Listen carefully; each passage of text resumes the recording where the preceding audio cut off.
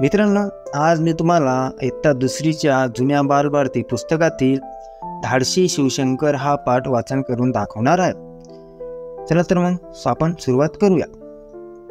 शिवशंकर मधुकर बिद्रे नावाच्या मुलाच्या साहसाची ही गोष्ट आहे।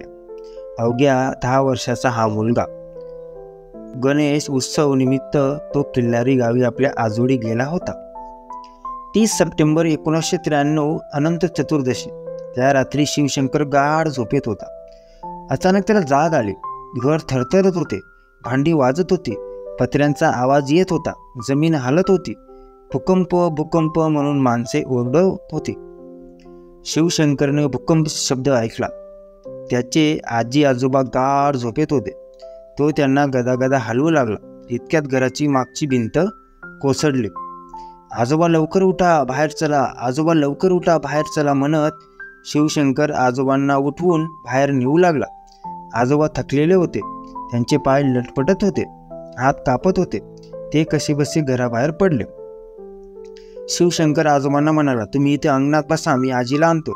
म्हणजे ती घरातच राहिली काय, असे म्हणत आजोबा मटकन खाली बसले। त्यांचे हातपाय गळाले। एखाद्या लहान मुलाप्रमाणे ते हुंदके देऊन रडू लागले। शिवशंकरने तिकडे लक्ष दिले नाही। आता त्याला आजीची काळजी वाटली होती। तो घरात धावत गेला। वीज गेली होती, घरात अंधार होता। आजी, ए आजी, अगं कुठं आहेस तू, असे म्हणत तो आजीला हाका मारू लागला।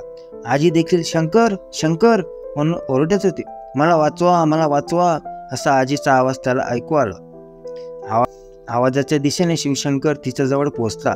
तो आजीला धीर देत म्हणाला, आजी चल पटकन बाहेर, आजोबा बाहेर अंगणात आहेत, ते सुखरूप आहेत। दोघेही घराबाहेर आले।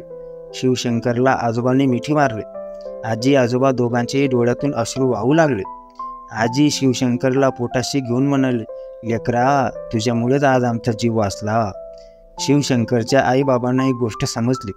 तेव्हा त्यांना शिवशंकराचा खूप अभिमान वाटला। या साहसाबद्दल शिवशंकरला राष्ट्रीय वीरता पुरस्कार व राष्ट्रीय बाल शौर्य पुरस्कार मिळाले।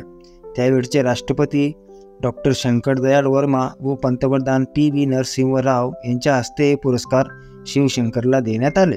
मित्रांनो, तुम्हाला हा धाडसी पाठ कसा वाटला कमेंट करून नक्की सांगा।